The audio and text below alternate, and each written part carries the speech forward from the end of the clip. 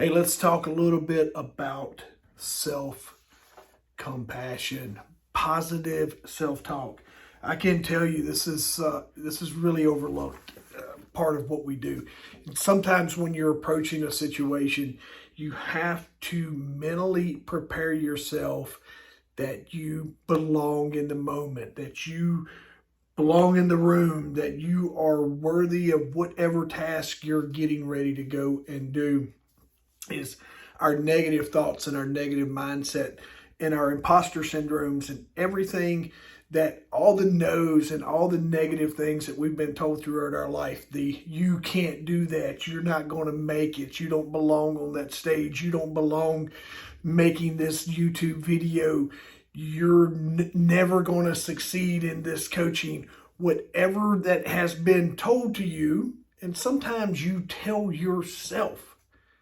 Sometimes we make these things up in our head. I've been in some moments sometimes to where I was afraid to walk in the room because I was worried about how I was going to be received.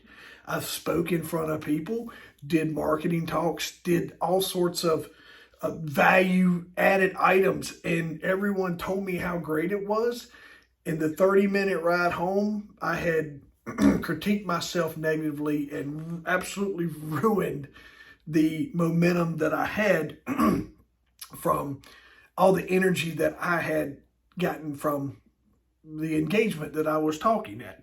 So some things you can work on is changing some of those negative things that you say, and that voice that comes in naggingly telling you how you're not going to succeed or how you're not going to do something, is shutting that down and really focusing on how you can flip that switch, flip that negative mindset into a positive mindset. Some of that's just straight up thinking positive thoughts, leaning on your I can do this, I belong in this room, I have earned this.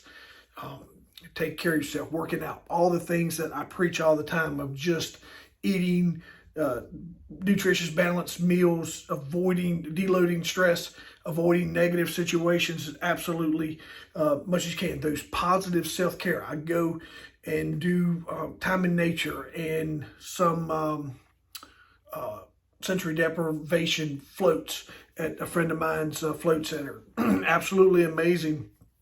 Getting away from social media, putting down all those interactions that stimulate our mind to where we consume everyone else's negativity, and then we starting to worry about how that affects us.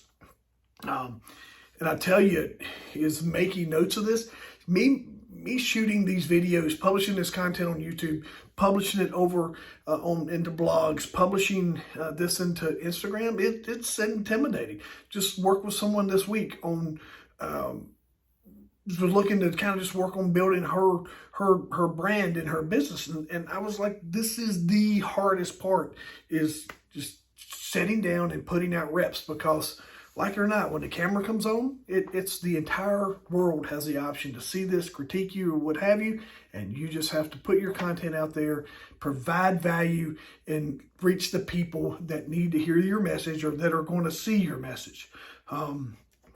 So some things we want to do is start recognizing that inner critic, and we want to start addressing that inner critic to help you navigate these, just getting into a positive zone of your self-care, self-compassion that we're looking at. We want to recognize the difference between self-compassion and self-indulgence.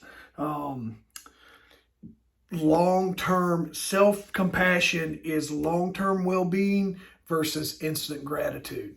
And most of you, if you don't understand what I'm saying there, reach out for me and let me help explain that. It's that right now, this is going to make me feel good versus playing the long game and creating and cultivating lasting relationships, focusing on long-term fitness goals and long-term business relationships versus quick.